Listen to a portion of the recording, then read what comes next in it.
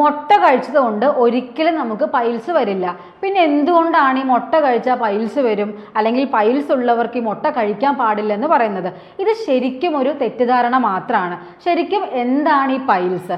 Piles എന്ന് പറയുന്നത് നമ്മുടെ റെക്റ്റം അല്ലെങ്കിൽ മലദ്വാരത്തിന് ചുറ്റുമുള്ള രക്തക്കുഴലുകൾ, അതായത് ഈ വെയിൻസുകൾക്ക് വരുന്ന നീർക്കെട്ട് അല്ലെങ്കിൽ ബൾജ് ആവുന്ന ഒരു അവസ്ഥനെയാണ് നമ്മൾ ഈ പൈൽസ് അല്ലെങ്കിൽ മൂലക്കുരു എന്ന് പറയുന്നത്. അപ്പോൾ ഇത് ശരിക്കും വരുന്നതിൻ്റെ കാരണങ്ങൾ നമുക്ക് ഈ ഒരുപാട് വർഷങ്ങളായി അല്ലെങ്കിൽ മാസങ്ങളായി മലബന്ധം അഥവാ കോൺസ്റ്റിപ്പേഷൻ ഉള്ള ഒരാൾക്ക് വരും.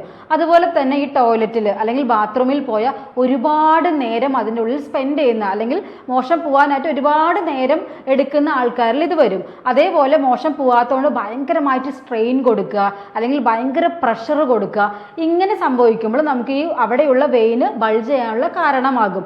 അതുപോലെ നമ്മുടെ ഭക്ഷണത്തിൽ ഫൈബർ കുറഞ്ഞിട്ടുള്ള ഭക്ഷണങ്ങൾ നമ്മൾ കഴിച്ചാൽ നാരുകളുടെ അംശം കുറയുമ്പോഴും ഇത് മലബന്ധം ഉണ്ടാക്കാനുള്ള റീസൺ ആവും.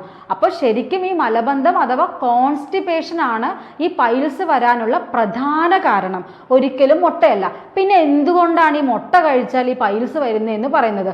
ശരിക്കും മുട്ട കഴിച്ചിട്ട് പൈൽസ് വരികയാണെങ്കിൽ ഈ ലോകത്ത് മുട്ട കഴിക്കുന്ന എല്ലാവർക്കും പൈൽസ് വരണ്ടേ? എന്തുകൊണ്ടാണ് കുറച്ച് ആൾക്കാർക്ക് മാത്രം ഇത് വരുന്നത്? ശരിക്കും ഈ മുട്ട എന്ന് പറയുന്നത് പ്രോട്ടീൻ റിച്ച് ആയിട്ടുള്ള ഒരു സാധനമാണ്. ഇതിൽ നാരുകളുടെ അംശം വളരെയധികം കുറവാണ്. അപ്പം നമ്മൾ മുട്ട കഴിക്കുമ്പോൾ ഇത് മാത്രമായിട്ടായിരിക്കും ചിലവർ കഴിക്കുക. അതിലൂടെ വേറെ വെജിറ്റബിൾസോ ഫ്രൂട്ട്സോ കാര്യങ്ങളോ ഒന്നും കഴിക്കില്ല. 2 മുട്ടയോ അത് ഓംലേറ്റ് ആയിട്ടോ അല്ലെങ്കിൽ പുഴുങ്ങിയിട്ടോ ഒക്കെയാണ് കഴിക്കുക. ഇതന്നെയാണ് മെയിൻ കാരണം. ഇതിൽ പ്രോട്ടീൻ റിച്ച് ആണ്, ഫൈബർ അല്ലെങ്കിൽ നാര് കുറവാണ്. നാര് കുറഞ്ഞത് കൊണ്ട് തന്നെ ഇത് കോൺസ്റ്റിപ്പേഷൻ ഉണ്ടാക്കാൻ അല്ലെങ്കിൽ മലബന്ധം വരാനുള്ള ഒരു കാരണമാകുന്നുണ്ട്.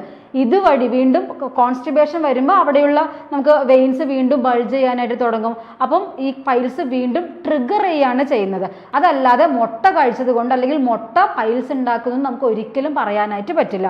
അപ്പോൾ മുട്ട കഴിക്കുമ്പോൾ നമ്മൾ ശ്രദ്ധിക്കേണ്ട ഒരു കാര്യം, മുട്ടയിൽ ഫൈബർ കുറവായതുകൊണ്ട് മുട്ട കഴിക്കുമ്പോൾ അതിൻ്റെ കൂടെ നാരുകൾ അടങ്ങിയിട്ടുള്ള ഭക്ഷണങ്ങൾ കഴിക്കുക. അതായത് ഫ്രൂട്ട്സ് അല്ലെങ്കിൽ വെജിറ്റബിൾസ് നിർബന്ധമായിട്ട് നമ്മൾ കഴിക്കാനായിട്ട് ശ്രദ്ധിക്കുക. ഇങ്ങനെയാണെങ്കിൽ ഒരിക്കലും മുട്ട കഴിച്ചുകൊണ്ട് നമുക്ക് പൈൽസിന് ട്രിഗർ ആവാൻ അത് കാരണമാവില്ല.